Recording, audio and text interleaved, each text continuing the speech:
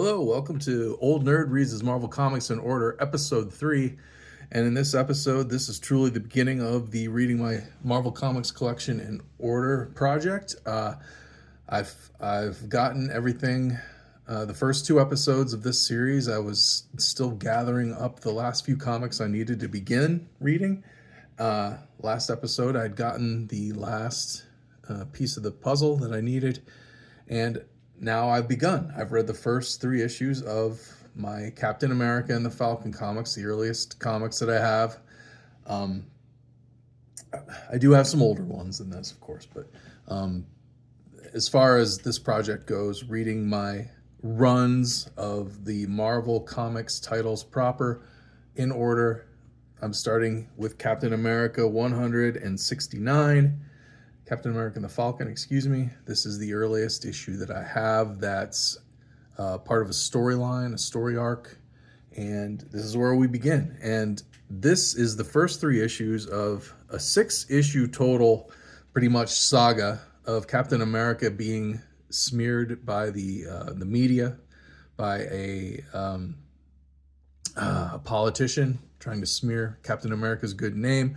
So this 6-issue story arc beginning in 169 is him clearing his name and figuring out who's trying to smear him in the first place.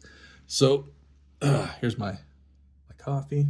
My wife has an extensive collection of mugs, so please excuse the snoopiness. But this is the first issue, 169. Written by, I believe, Steve Englehart, but it might also be, yes, Mike Friedrich. This is the funny part about this run. Mike Friedrich, he writes about 2 issues of it. It's a Steve Englehart idea. Steve Englehart had been writing Captain America now for a few issues. Apparently, according to the Marvel Bullpen Bulletins, Steve Englehart was moving across the country from New York to relocate to San Francisco. So he handed off some of the writing duties to Mike Friedrich, who was a young and upcoming writer at the time. He took over and did a really good job. He basically writes the story of the Falcon getting his wings. Up until this point, the Falcon was just a regular guy, a crime fighter, Captain America's assistant, basically, kind of like Bucky was in World War II. He had, I think he had a psychic bond with his hawk here, Red Wing. But that was about it. I think he was just a normal guy. No superpowers, really. No super strength or anything like that. But he gets beat up here in the beginning of this issue. Captain America has to come in and bail him out, and the Falcon's tired of being basically a nobody. He wants to improve so he can live up to being Captain America's partner. And what he does is he asks Cap to hook him up with the Black Panther, which Captain America does. The Black Panther comes. Oh shoot. The Black Panther comes and takes the Falcon to Wakanda, and they work on amping up his powers.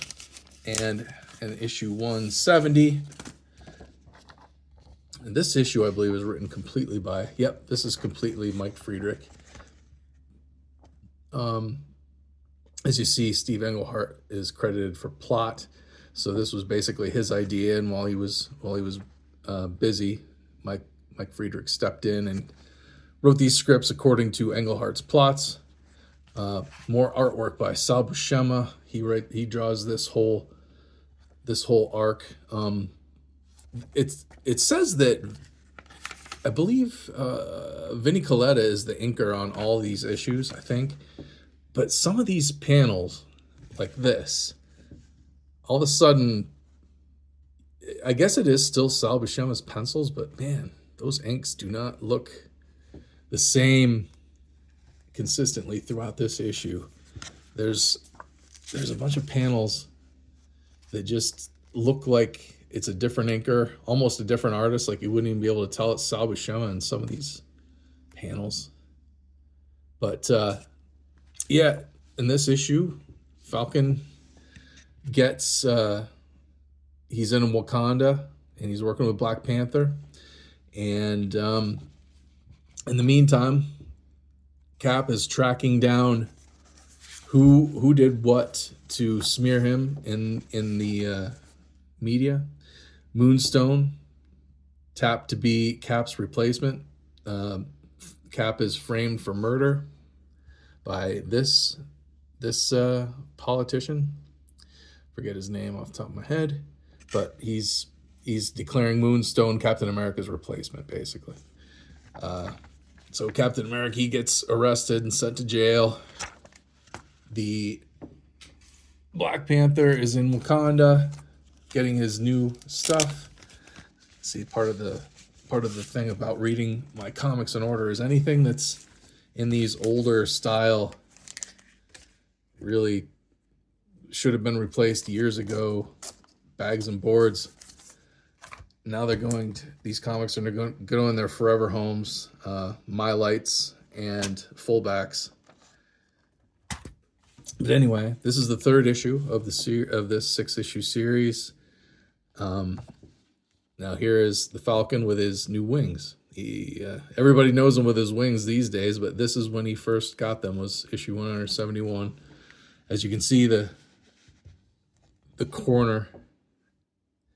Here's before he got his wings, how he looked, and then for this issue he's got his wings, so they added them to his profile on the cover.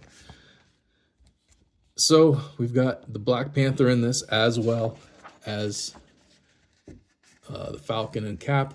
Again, Mike Friedrich, writer, Steve Englehart, story idea. He's still moving across the country to San Francisco, so Mike Friedrich's taking over for him. And he does a really good job. I think he does a really good job with storytelling. Mike Friedrich he wrote a lot of letters, I guess, to DC in the 60s that would show up in the letters columns, and he struck up a friendship, like a pen pal relationship with one of the editors there. He started submitting stories like when he was 16. He's a teenager. He was submitting stories to DC. They finally accepted some. He wrote there for a few years, and then in the early 70s he came over here to Marvel and worked on like Captain America. He wrote Iron Man for a long time. Not a name you hear about a lot, but he was pretty prolific, pretty busy in the early and mid 70s. He even started his own comics publishing company in the mid 70s, and they put out what was a magazine-sized comic called Star Reach, and that was like an anthology series, kind of like Marvel Epic Comics was the magazine in the early 80s. Kind of more adult themed stories and art, and you had people working on it like Jim Starlin and I can't even remember all the people that worked on stories in those. There was like 8 or 10 issues of it. Something that's on my bucket list that I want to add to my collection are those original Star Reach magazines. But they were Mike Friedrich's comic publishing company. It didn't last real long, but like between 76 and 79, something like that. But if you're a comic book collector and you can find Star Reach magazines, pick them up because they're really cool and they're hard to find. But yeah, Cap, he's framed for murder, gets arrested. These guys bust him out. They're also playing him. They're also playing games with him. He wakes up, finds out that they're working for the bad guy, so he gets in a fight with them.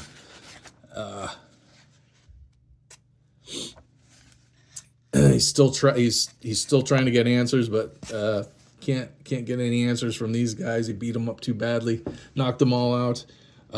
Here's the Black. Now here's why I say Mike Friedrich does a really good job storytelling. Basically, this is just a little side quest for the Black Panther, or for the Falcon to display his new powers. So he's got his wings now. His girlfriend was kidnapped. Him and Black Panther are going to bust her out. He's got his brand new wings. This is his first time out. Him and the Black Panther come up with a plan. They take off. Now, see, he flies in, but he loses his balance because he's not used to his new wings, and he crashes, hits the Black Panther, which allows the bad guys to capture them. And so they're going to toss him off a cliff. They toss Black Panther off. They toss Falcon off. And of course, he talks himself into being in command of his new powers, his new wings, and he saves Black Panther's life. Comes back, beats up the bad guys, wins with the help of the Black Panther, and gets his girl back. So that's like a mini little hero's journey for the Falcon with his new wings. Like he gets his new wings, he tries them, he fails, and then he is able to rally and become the hero, and he's got his new wings now, and he's going to tell Cap about his new wings. Iron Man steps in because this is kind of like a prelude to Civil War, I guess, later in the 2000s when Captain America was assassinated, and then him and Iron Man ended up on other opposite sides of the ideology war with the Avengers and everything. I don't know. It was kind of, I didn't care for it too much, but this kind of preludes that a little bit. This is the first time it's happened, maybe. I'm not sure, but Iron Man he's ready to arrest Captain America because he's being smeared in the media. He's wanted for murder. He was arrested and escaped from jail, so he's breaking all the laws. So Iron Man's like, I got to bring him in. He's gone rogue, but he wants the Falcon, since the Falcon is Captain America's partner. He wants the Falcon to handle it first, and if he can't handle it, then Iron Man and the Avengers will step in. So Falcon goes and finds Captain America, confronts him, says, what are you doing? I believe in you. Let's figure this out. They team up. They go after Moonstone, and Moonstone kicks their butts, and it's continued next issue. So halfway through this series, Mike Friedrich wrote a couple issues of it. That's one of the reasons that I picked up these comics for my collection, is the value stamps are in there. They aren't cut out. The old ones that I had were missing the value stamps because somebody had cut them out. But yeah, here's the first 3 issues. Let's put them in there. Let's put them in there forever, Holmes. Here's nice Mylight and hard or fullback. I've got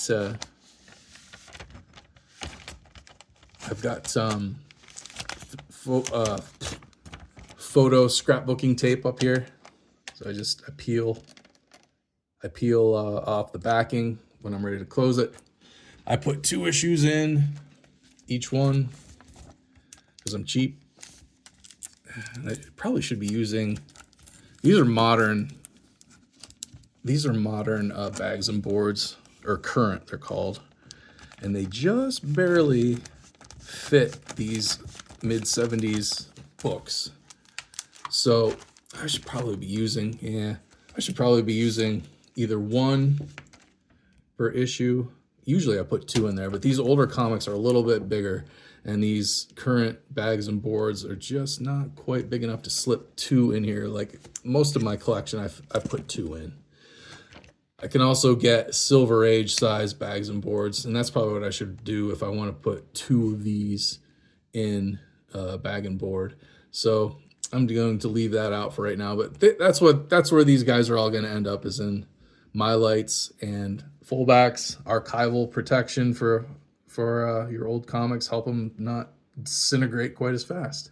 Anyway, anybody has any trivia on these 3 or this story arc or anything that I talked about, please comment about it, and like, share, and subscribe.